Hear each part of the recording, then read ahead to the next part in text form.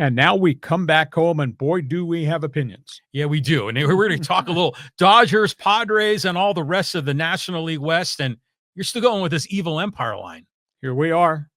I mean, we had to dress this way because John sent out a memo. We are celebrating all things baseball. And I knew he was going to pull out the brown and gold. So I had to give equal treatment. I think the Federal Communications Commission calls it the Fairness Doctrine. So I had to go find this Dodger blue. Now, understand this. This is purely a personal note. I am celebrating the start of the baseball season because I grew up in a baseball family. Yeah. My dad pitched for the Philadelphia Athletics minor league organization. Uncle covered the old Brooklyn Dodgers. First game I ever saw was at Ebbets Field in 1957 with my dad sitting along the third base line. The Brooklyn Dodgers. Always loved the logo. Didn't love the team. Always loved the logo against the St. Louis Cardinals, which was his team because he grew up in the Gas House Gang era of the 1930s. So one of the coolest things, I still have the ticket stub for my first major league game. I still have the little scorecard that I kept for my first major league game that I saw at Ebbets Field. So I always celebrated opening day baseball because it meant so much to me because I was there with my dad for the first time ever. And a year ago, I went digging and did research, and I found the box score of the first game I saw, Brooklyn Dodgers, St. Louis Cardinals, in July of 1957.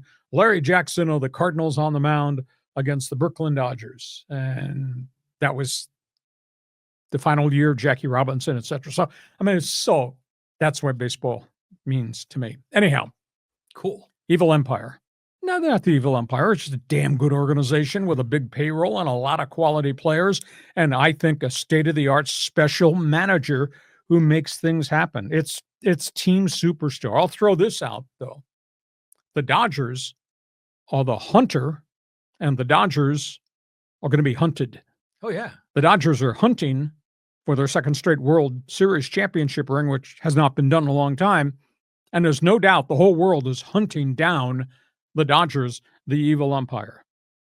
And how good are they?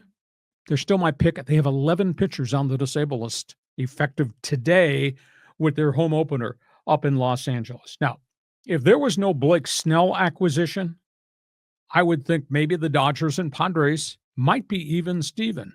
But the fact there was a Blake Snell acquisition and the fact they went into the other market and got some other people, I just tend to think the Dodgers are far superior than most everybody. I got the Dodgers number 1. I got Arizona number 2. I will take some heat on this one. No problem. I will stand in there. If you want to throw a high, hard one and plunk me, dot me, bean me, that's okay. Arizona's good. Arizona's got a lot of bats. Arizona's really deep in the rotation. And that's the difference between Arizona and San Diego. Arizona brought in Corbin Burnes. That guy is a warrior. That guy was an ace in Milwaukee. That guy was the ace in Baltimore. They got Corbin Burnes. They got Zach Gallen. They got a really deep rotation. They added Josh Naylor. They've obviously still got Eduardo Rodriguez. They've got young guys in the outfield who can run and play defense, young guys in the outfield who hit and spray the ball. They got some power along the way. I just think it's a complete team. And I haven't even mentioned the do-everything guy, Ketel Marte. So at the end of the day, that's a really complete Arizona team. And they added Corbin Burnes to the front end of that rotation. You can never have enough good pitching, and that's a really good pitcher. I got Arizona second. I got the Padres finishing right behind them. But the issue with the Padres is depth.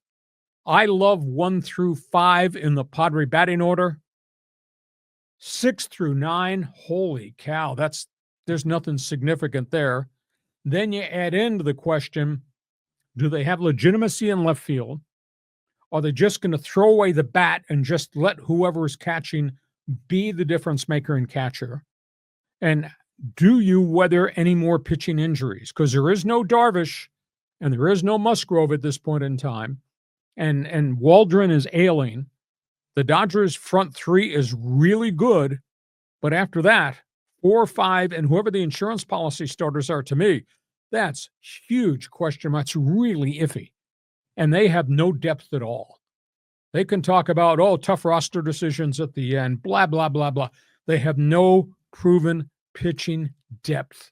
if anything else happens to any other starters, they're in a world of hurt.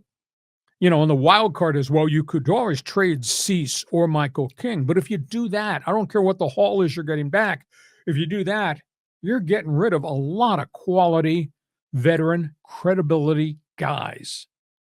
John and I have gone back and forth about the fact the Padres had this short window to maybe be a World Series team. Chunk of that window closed last year when they failed in the playoffs against the Dodgers. And now, based on what the Dodgers did in the offseason, it gets even tougher, I think, for Padre baseball. Cannot afford any injuries in this journey. And this is a long journey, and they don't have any depth. I got the Padres finishing third. And I'm not downing and dumping on the Padres. I'm just giving you the facts, the figures, and the makeup of the roster. I got San Francisco fourth. They're just not there yet. New leadership led by Buster Posey, increased the payroll. Willie Adames, good acquisition. 1-year rental with Justin Verlander. So far, so good, but dude's got 200,000 miles on that body, but he did have a really good spring after physically breaking down last season. They must like their pitching led by Logan Webb with Verlander, because one of the young guys that I thought was going to be part of this rotation, Kyle Harrison, is not there. He was optioned to the minor leagues just yesterday. They got Duvall out of the bullpen. A little bit concerned. The rest of the rotation's got some physical health issues aside from Verlander. Can Robbie Ray be what Robbie Ray has been when healthy? And Jordan Hicks, good first half last season, then fatigued, and they had to take him out of the rotation. So at the end of the day, San Francisco, I don't know that they got enough, but it's kind of an interesting mix of guys they brought in from other places to go with Logan Webb and some of the young guys. Big setback. This young outfielder, Jung-Ho Lee, they got from Japan, is hurt again. Injuries last year. Now he's got a back problem. He's starting the season on the DL. So I got San Francisco where San Francisco is. They're out of it. Colorado's got Chris Bryant, who's gotten through spring training totally healthy. He owes them. Again, he's had so many injury problems. We still don't know what Chris Bryant in the thin air in Denver would be like for a full season, because he's never played a full season. But if he could stay healthy, he'd make a difference. I will say this on behalf of Bud Black, they've got a lot of young kids that they've brought in that they firmly believe are going to be really good players, and they force-fed them last season. Their big issue, they got Tovar, and they got McMahon, and they got Toglia. Their big issue is, do they have enough pitching? Because they've had a lot of physical woes there. If Herman Marquez can be what he was before the forearm surgery, Kyle Freeland can stay healthy. Senzatella, who was always a grinder of a pitcher, he got hurt. Now he's back. He's had a good spring. And Austin Gomber, if they can get him off the disabled list within 10 days, they might have enough veteran pitching to plug their fingers in the dike. I do think their everyday players are going to be fun to watch. I just don't think they have enough players. Therefore, that's a regional franchise with a cheapskate owner. You're still in last place in Colorado, but at least they got a lot of good everyday guys in their lineup. Their question is, do they have enough arms? So, John, I've preached to the choir. Go ahead. Tell me I'm right. Tell me I'm wrong. Tell me what you think about the National League West. I'll tell you what I think. I Shut up. I think that story you kicked off this segment with is great. I mean, you're like Vince Scully. You're a bridge back to the Brooklyn Dodgers, the boys of summer. I mean, you were at Ebbets Field. I mean, that's incredible. I mean, that's awesome. And the fact that, thank God for the internet, I was able to actually go do research and actually find the box score of the St. Louis Cardinal Brooklyn Dodger game that my dad took me to for the first time ever. It was absolutely amazing. And the only thing that I can remember was that Larry Jackson started and Vinegar Ben Mizell, everybody was big in nicknames. Okay. Big old left-hander out of Arkansas. He pitched in that game. So I scrolled through that 1957 season, and I looked and looked, and I found Dodgers Cardinals box score. So I went right through that 3-game series. I went to I think it was the second game of the series, punched up the box score, and there it was. Larry Jackson started against Don Newcomb. Vinegar Ben Mizell relieved him in the 4th or 5th inning. And there was Stan Musial on the box score. And there was Jackie Robinson. It was so cool. It's like I died and went to heaven. So that's why I'm wearing this, because that's where I saw my first baseball game. And I always loved the logo if I didn't really love the team. But because you're dressed the way you dressed, I had to dress the alternative way. Well, it's just the way you're describing that. I just feel like we're on the set at Field of Dreams or something. Flashback. Yeah, talking about all the old time baseball and being there, but kind of a flash to the past. Yeah, the Dodgers, Dodgers. You can't. They got everything, So of course they're going to be at the top of the division. The question is how many games are they going to lose? It might end up being single digits. Now I want to talk about this Corbin Burnes guy because we knew about him with Milwaukee. I mean, he was there with Brandon Woodruff, who's another good pitcher. Innings horse. Yeah, definitely. And strikeout guy too. Yeah, for Corbin Burnes. Yes. Yeah. So this is the thing is that he was in Baltimore last year. I know he had a great year, but I've never really focused on him. It's like when the Padres play the Diamondbacks, I think Zach Gallen is a terrific pitcher. He reminds me of Greg Maddux in a lot of ways. I kind of want to see Burnes and Maddux side by side and kind of figure who's the better of the two. You mean Burnes and Gallen? And then you add into that. Excuse me, yes. Yeah, and then you add into that Merrill Kelly is the third guy. And then they got Eduardo Rodriguez, who had pitched pretty well for Detroit, then got hurt. He's back totally healthy. They're like 5 deep in the rotation right now. A little nicked up in the bullpen, but I think they're a really, really good baseball team.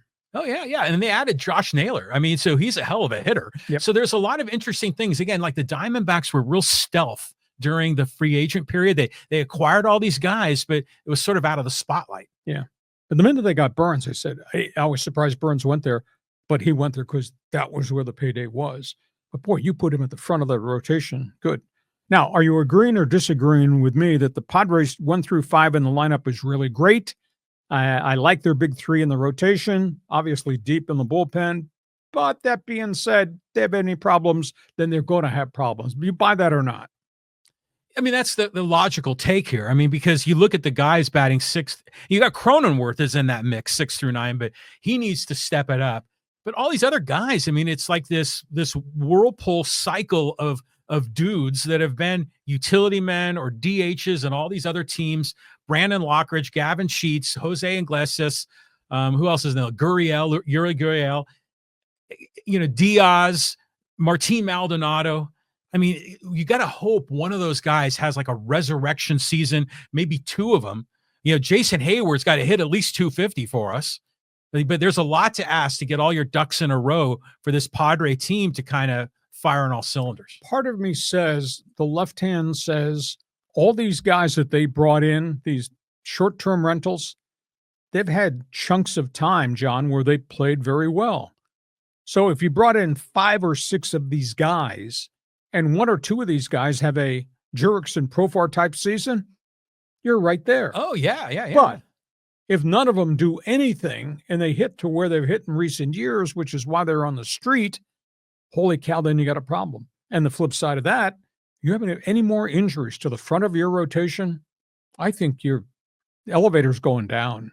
But I'm not trying to be negative. I'm just giving you the facts as we sit here. Padre, go ahead. See, you're such a hater, banging on. I mean, wearing the Dodger jersey as well, so it's just funny. But yeah, it's we kind of didn't suspect Arizona was going to be this good. But what's the one thing I learned today is, did you know that Perry Manassian, GM for the Angels, his brother is the GM for the Giants working for Buster Posey? Yes. I didn't know that. I mean, that was interesting to me. So all kinds of things here. Padre fan, Dodger fan, last I checked, fans forum chat box is open for you. There are no excuses. If you're a baseball fan, you can critique. Fashion critics are allowed to debate him versus me. Why we're wearing it, I gave you my explanation why I'm wearing this. But at the end of the day, feel free to jump on board into the chat box opening day of the baseball season. That is our baseball preview. We still got more to come.